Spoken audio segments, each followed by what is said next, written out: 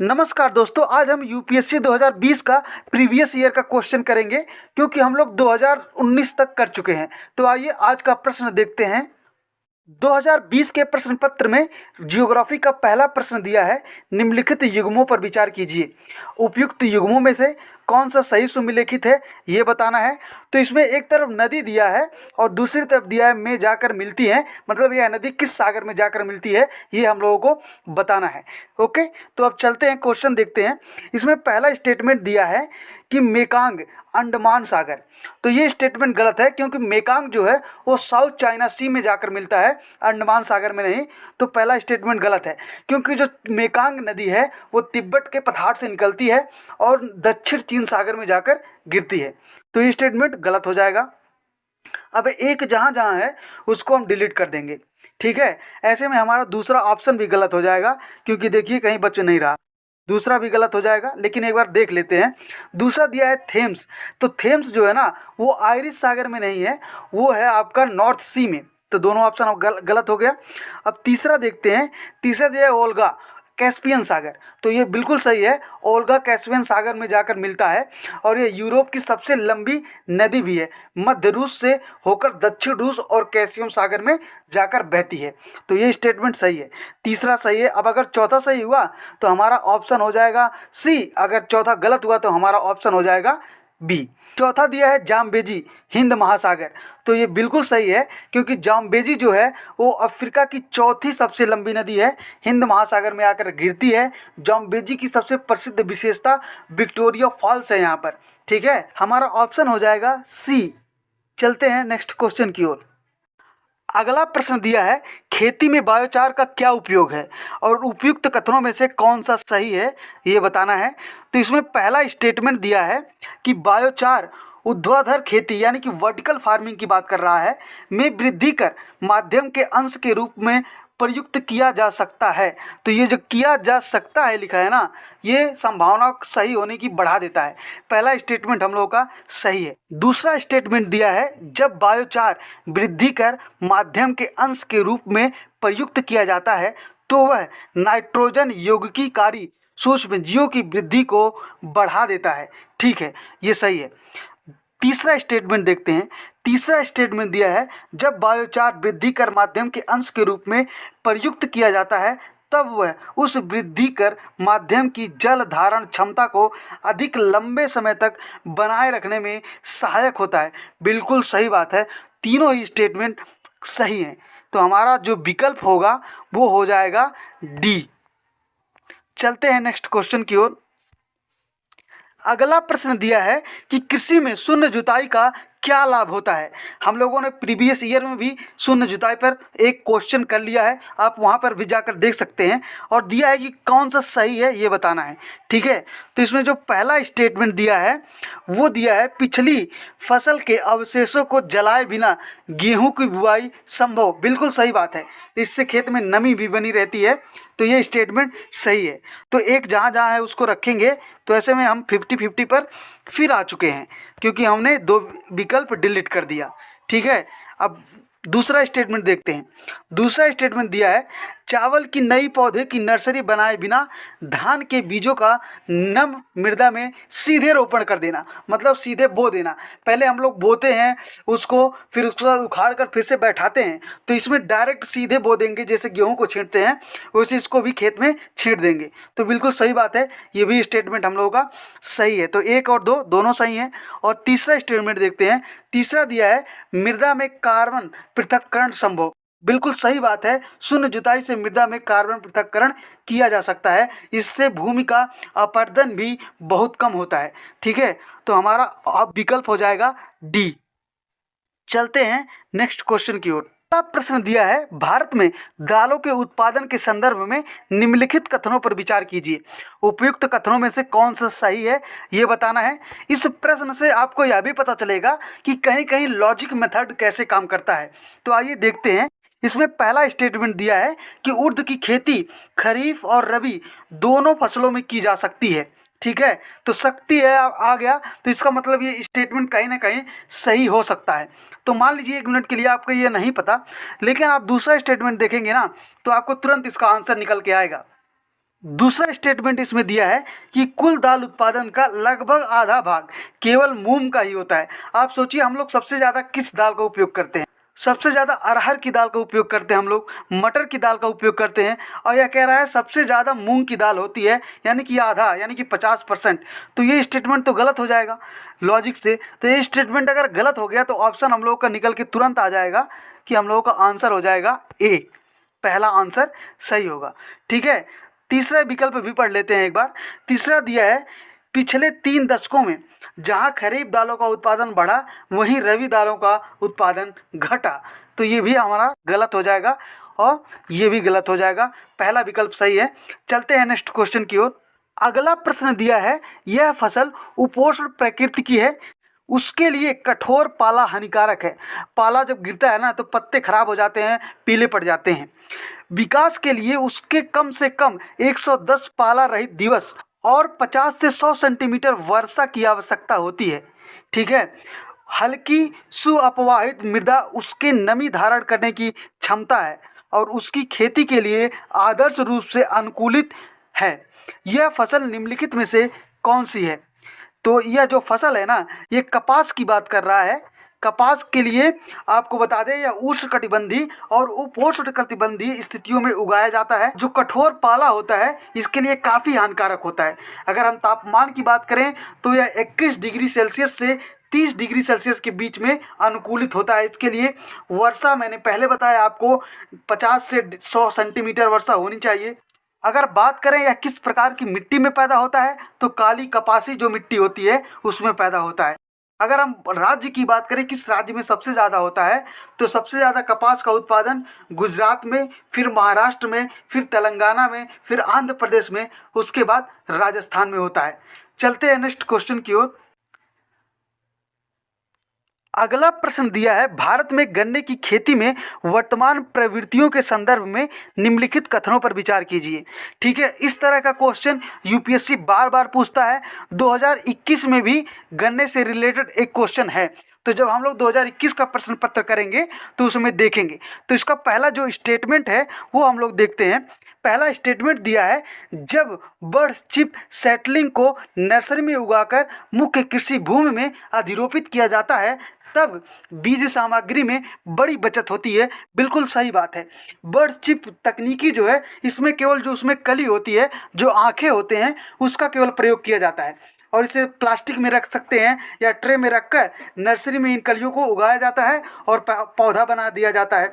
तो ये कलियां छिलने के बाद जो शेष गन्ने हमारे पास बचते हैं उसको हम बेच सकते हैं, उसका रस निकाल कर बेच सकते हैं या वैसे भी बेच सकते हैं। तो इससे हमारी बीज सामग्री की बहुत बड़ी मात्रा में बचत तो होती ही है। तो पहला स्टेटमेंट सही है। दूसरा स्टेटमेंट देखते हैं। दूसरा स्टेटमेंट दिया है जब सेट्स का सीधे रोपण किया जाता है तब एक कली सेट्स का अंकुरण प्रतिशत कई कली अंकुरण प्रतिशत की तुलना में बेहतर होती है। तो ये स्टेटमेंट गलत है क्योंकि जो सिंगल बेड सेट होते हैं उसमें 90% उच्च अंकुरण होता है। 2 कलीदार सेटों में लगभग 60% कलियां ही अंकुरित हो पाती हैं। तो ये स्टेटमेंट गलत हो जाएगा। तीसरा स्टेटमेंट दिया है खराब मौसम की दशा में यदि सेट्स का सीधे रोपण होता है तब एक कलिका सेट्स का जीवित बचना बड़े सेट्स की तुलना में बेहतर होता है। ये स्टेटमेंट गलत है। चौथा देख लेते हैं। चौथा दिया है गन्ने की खेती ऊतक संवर्धन से तैयार की गई सेटिंग से की जा सकती है। तो ये स्टेटमेंट हम लोगों का सही है। तो ऐसे में हम लोगों का विकल्प सही हो जाएगा सी 1 और 4। ठीक है, चलते हैं नेक्स्ट क्वेश्चन की ओर। अगला प्रश्न दिया है भारत के संदर्भ में निम्नलिखित में से किन किन पद्धतियों को पारितंत्र अनुकूलित कृषि माना जाता है? तो फसल विविधीकरण ये भी पारितंत्र अनुकूलित है। शिव आधिक्य ये भी पारितंत्र अनुकूलित है। टेसियोमीटर का प्रयोग करते हैं ये भी है। और चौथा दिया है ऊर्ध्वाधर कृषि यानी कि वर्टिकल कृषि, ये भारत में अनुकूलित कृषि नहीं मानी जाती है। तो हमारा चौथा विकल्प गलत है और सब सही है, तो विकल्प ए सही हो जाएगा।